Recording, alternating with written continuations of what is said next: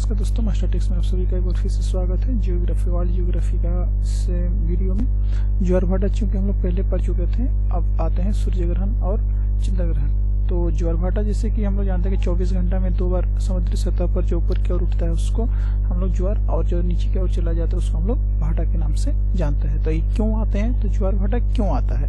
ज्वार भाटा के आने का मुख्य कारण होता है चंद्रमा और सूर्य की आकर्षण शक्ति, ठीक है ना। तो ये चूंकि हम लोग पढ़ चुके थे, अब आते हैं हम लोग इसी में दूसरे क्लास में जिसको हम लोग होते हैं सूर्य ग्रहण और चंद्र ग्रहण। तो एक ज्वार के 18 घंटे के बाद फिर भाटा आएगा, वो एक ज्वार के ठीक 24 घंटे के बाद ही दूसरा ज्वार आएगा।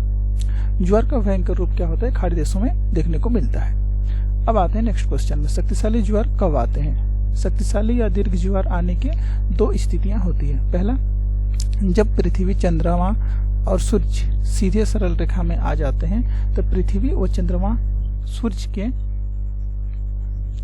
का प्रभाव सम्मिलित रूप से पड़ता है, और ऐसी स्थिति में पृथ्वी के महासागरीय सतह पर अधिक उठान होता है, जिसको हम लोग दीर्घ ज्वार कहते हैं। जब पृथ्वी, चंद्रमा और सूर्य के बीच में आ जाते हैं, तो पृथ्वी पर पुनः चंद्रमा और सूर्य का प्रभाव विपरीत दिशा में पड़ता है, जिससे कि दीर्घ ज्वार का निर्माण होता है।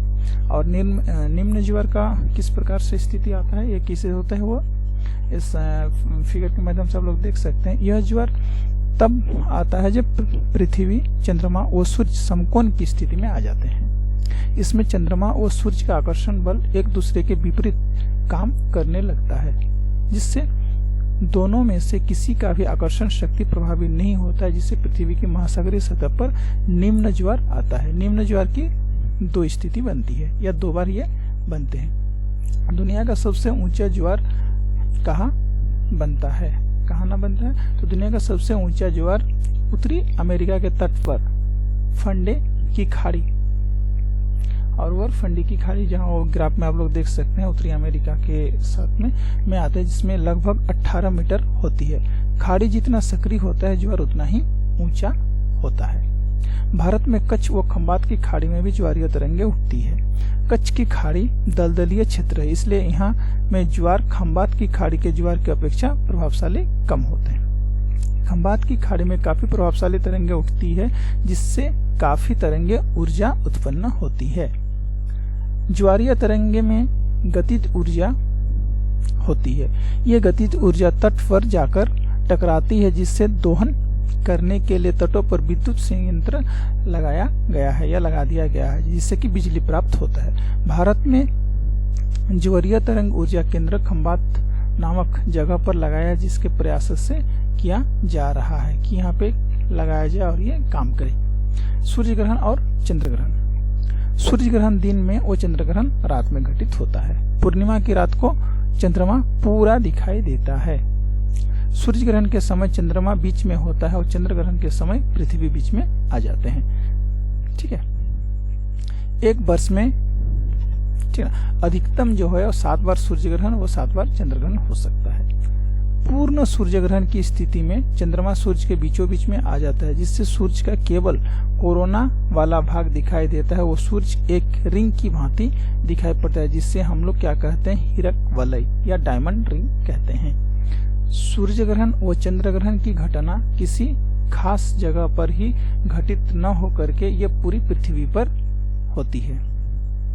तो इस फिगर के माध्यम से आप लोग देख सकते हैं जब सूर्य ग्रहण हो रहा है और जब चंद्र ग्रहण हो रहा है, ठीक है। अब आगे आते हैं नेक्स्ट में, अक्षांश रेखा, देशांतर रेखा, यानी कि समय या अंतरराष्ट्रीय समय तिथि, इसी के आधार पर निर्धारित है। अक्षांश व देशांतर पृथ्वी पर खींची गई काल्पनिक रेखाएं हैं। वास्तव में क्या है कि पृथ्वी पर ये रेखाएं नहीं है, लेकिन काल्पनिक रूप से इसको खींचा गया है। उत्तरी ध्रुव से दक्षिणी ध्रुव की तरफ खींची गई रेखाओं को क्या कहलाता है, देशांतर रेखा कहलाए थे। विषुवत रेखा के समानांतर पूर्व के पश्चिम की ओर खींची गई रेखा को हम अक्षांशीय रेखा कहते हैं। विषुवत रेखा भूमध्य रेखा पृथ्वी पर 2 यानी कि उत्तर और दक्षिणी ध्रुवों पर दोनों और ध्रुवों में इसको बांटते हैं, ठीक है ना। ये फिगर के माध्यम से आप लोग यहाँ पे देख सकते हैं कि इस तरह से इसमें बांटा गया है। विषुवत रेखा को 0 डिग्री अक्षांश भी कहते हैं। विषुवत रेखा के उत्तर या दक्षिण में पृथ्वी के किसी भी बिंदु से पृथ्वी के केंद्र की ओर कोणीय दूरी अक्षांश कहलाते हैं। अक्षांश रेखाएं प्रत्येक 1 डिग्री पर खींची गई है। पृथ्वी पर कुल 180 यानी कि 90 90 90 प्लस 90 अक्षांश रेखाएं हैं, वो एक इक्विटोरियम है। विषुवत रेखा को मिलाकर पृथ्वी की यानी कि टोटल जो अक्षांश रेखा है 181 है, 181 अक्षांश वृत्त है। विषुवत रेखा सबसे लंबी अक्षांश रेखा है और सबसे छोटी अक्षांश रेखा 90 डिग्री अक्षांश रेखा है।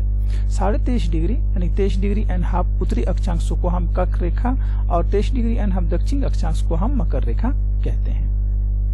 सूर्य की लंबवत किरणें कर्क रेखा से मकर रेखा व मकर रेखा से कर्क रेखा तक ही चमकती है। प्रत्येक अक्षांश रेखा के मध्य 111 किलोमीटर की दूरी होती है। अक्षांश रेखाएं न होकर वृत्त है जो कि वृत्त को चारों तरफ से घेरे हुए है। अब आते हैं देशांतर रेखाएं। पृथ्वी पर उत्तरी ध्रुव से दक्षिणी ध्रुव तक खींची गई काल्पनिक रेखा को हम देशांतर रेखा कहते हैं। प्रत्येक देशांतर रेखा एक ध्रुव से शुरू होती है, वो दूसरी ध्रुव पर जाकर के मिल जाती है। देशांतर रेखाएं वृत्त न होकर के एक रेखा है जो एक ध्रुव से दूसरे ध्रुव तक जाते हैं। दूसरे ध्रुव पर जाकर ये क्या होता है कि ना समाप्त हो जाता है। प्रत्येक देशांतर रेखा 1 डिग्री के अंतर पर खींची गई है। पृथ्वी पर देशांतर रेखाओं की संख्या टोटल जो कुल संख्या 360 है। ब्रिटेन की राजधानी लंदन है जो कि उत्तरी गोलार्ध में पड़ता है। जो देशांतर रेखा लंदन के ग्रीनविच से होकर गुजरती है उसे हम 0 डिग्री देशांतर रेखा कहते हैं और यहीं से हमारी क्या होता है मानक समय होता है।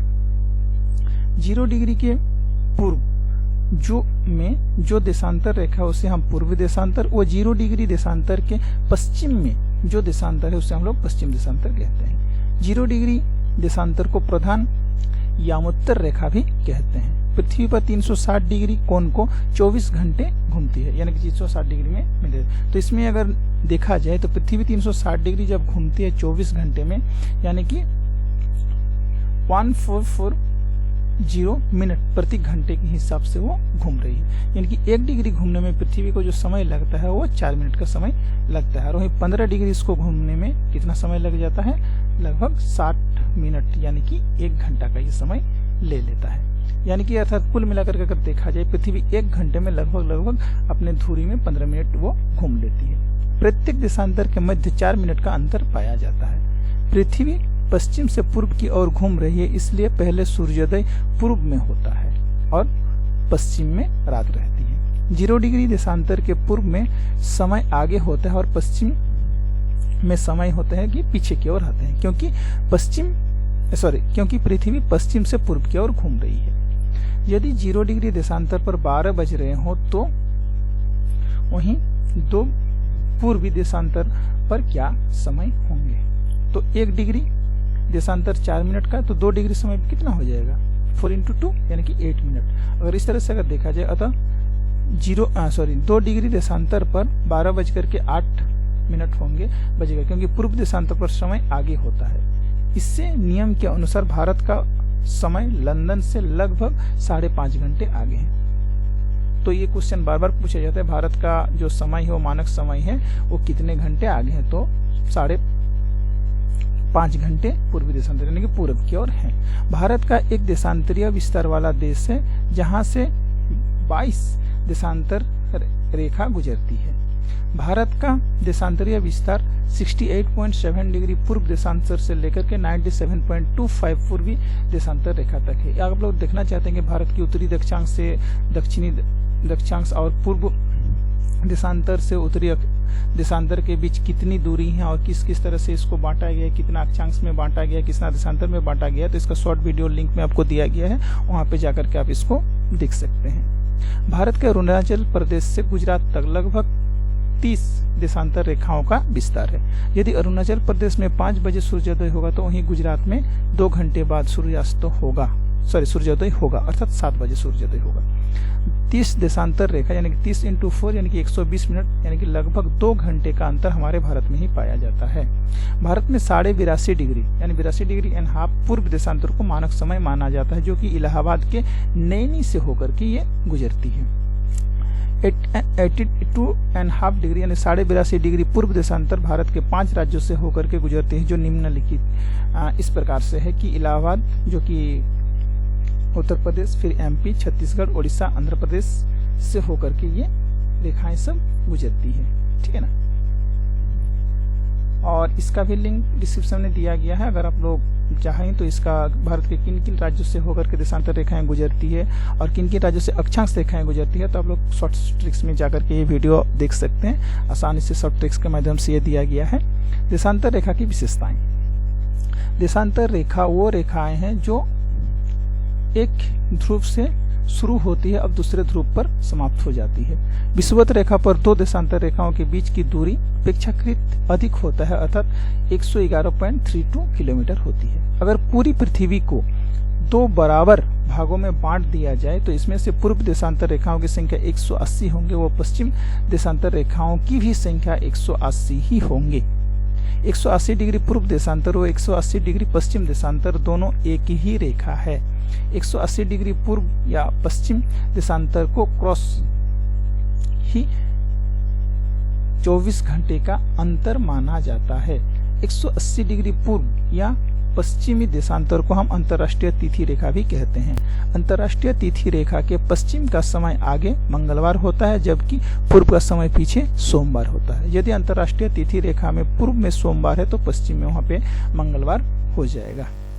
यदि आप 180 डिग्री देशांतर के पश्चिम में खड़े हैं और इसी दिन मंगलवार है और यदि हम उसी दिन नाव की सहायता से 180 डिग्री देशांतर को क्रॉस करके पूर्व में पहुंच जाते हैं तो आप किस डेट में होंगे, कमेंट करके जरूर बताइए। वैसे आंसर तो होंगे कि सोमवार, क्योंकि एक दिन वो आगे चला जाता है।